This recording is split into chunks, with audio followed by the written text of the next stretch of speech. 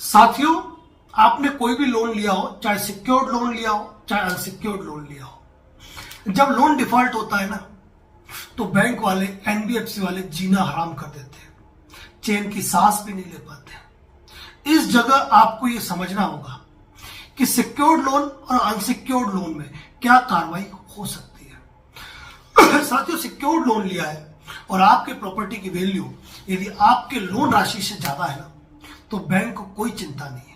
आपका loan NPA हुआ नहीं कि बैंक सरफेसी एक्ट की कार्रवाई करके प्रॉपर्टी को अपने पोजीशन में लेने की कोशिश करती है। जब भी आपके घर पे ऐसा नोटिस आए जिसमें 60 दिन की समयावधि लिखी हो और ऊपर लिखा हो अंडर सरफेसी एक्ट, तो साथियों सावधान हो जाइए। उस समय किसी ऑनलाइन एडवोकेट की राय न लेकर अपने नियरेस्ट एडवोकेट से मिले, डीआरटी एडवोकेट या हाई कोर्ट के एडवोकेट से मिले और उस नोटिस का जवाब दें। उस नोटिस का जवाब देने के बाद जब तक उस नोटिस का रिप्लाई यानी कि वापस जवाब बैंक या एनबीएफसी नहीं देती है ना, तब तक आगे की कार्रवाई नहीं कर सकती है। और जब बैंक आपको सरफेसी एक्ट का नोटिस जारी करता है, तब आपको हाईकोर्ट या डीआरटी के अलावा और कहीं से भी राहत नहीं मिलेगी, क्योंकि सरफेसी एक्ट में जो अधीनस्थ सिविल न्यायालय है, उनकी अधिकारिता को बाधित किया हुआ है। अब ये तो हो गया सिक्योर्ड लोन, लेकिन जब आपका अनसिक्योर्ड लोन है, अनसिक्योर्ड लोन के अंदर रिकवरी एजेंट्स बदसलूकी करते हैं। फर्जी पुलिस वकील के नाम से कॉल आते हैं, कई वीडियो पोस्ट है। सेक्शन 25 का नोटिस आता है। अभी हमारे एक डिफॉल्टर को सेक्शन 25 का नोटिस आया, मुझे बड़ी हंसी आई। वकील साहब के नाम का नोटिस था, वकील है भी कि नहीं है मैं नहीं जानता, कर्नाटक हाईकोर्ट लिख दिया था। उन्होंने लिखा कि आपकी ईएमआई बाउंस हो गई है, 48 घंटे के भीतर पेमेंट करें, नहीं तो हम आपके खिलाफ सेक्शन 25 का मुकदमा फाइल करेंगे।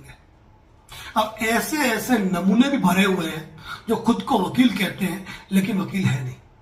नोटिस भेज दिया और सिग्नेचर कॉपी करके चिपका दिया।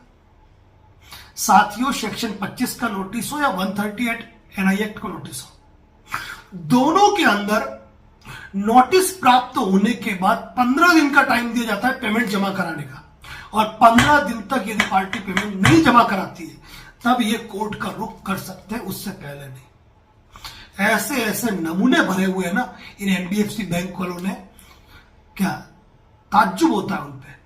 हमारे एसपी साहब उदयपुर के नाम से एक व्यक्ति ने लेटर जारी किया कि इस व्यक्ति ने क्रेडिट कार्ड लिया है, लोन डिफॉल्टर है। 21 अगस्त को उन्होंने लेटर जारी किया और कहा है कि 420 406 में कार्रवाई करो। साथियों, जाहिर सी बात है, कानून का रत्ती भर ज्ञान नहीं है इन लेटर भेजने वालों को, तो ये थोड़ा आपको भी समझना चाहिए। आपको भी एक्सपर्ट एडवोकेट की राय लेनी चाहिए अगर आप लोन डिफॉल्ट के चक्कर में उलझे हो, कि किस तरीके से अपने लोन को अपन रीस्ट्रक्चर करा सकते हैं, मॉरिटोरियम करा सकते हैं, लोन सेटलमेंट करा सकते हैं। अनसिक्योर्ड लोन के मैटर में जब आर्बिट्रेशन का नोटिस आता है तो उसका ऑब्जेक्शन आप भेज सकते हो। आर्बिट्रेशन अवार्ड यदि एग्जीक्यूशन में आता है तो वहां पर भी अपनी आपत्ति आप पेश कर सकते हो।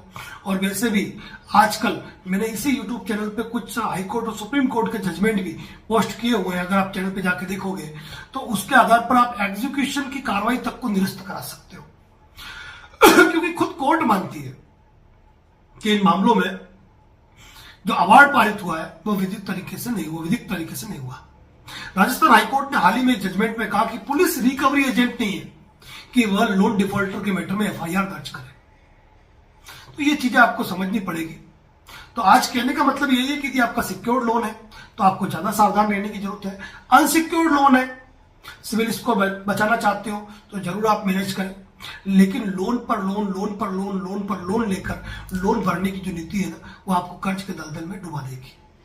अनसिक्योर्ड लोन में मैक्सिमम बैंक जो है वह सेटलमेंट करती है यदि आपका 180 दिन 6 महीने से ऊपर का डिफॉल्ट हो चुका है, और अच्छी कम राशि के अंदर सेटलमेंट करती है। ज्यादा तनाव लेने की आवश्यकता नहीं है, अपने जीवन को समाप्त कर दो, घर छोड़ के चले जाओ, ये कोई इलाज नहीं है। रिकवरी एजेंट से कैसे निपटे, ढेरों वीडियो पोस्ट है यूट्यूब चैनल पर, हमारे चैनल पर भी पोस्ट है। तो ये तनाव लेने का इशू नहीं है साथियों। और वैसे भी लोन के मैटर में हमने ढेरों वीडियो इस चैनल पे पोस्ट किए हुए हैं, जिनको विजिट करके आप अपना अधिकार पूरी तरह जान सकते हो। बात करना चाहते हैं, कॉल बुक लिख के टेक्स्ट मैसेज करेंगे, आपकी कॉल बुक होगी, आपको फोन आ जाएगा, वैसे आपको सारी जानकारी मिल जाएगी। धन्यवाद।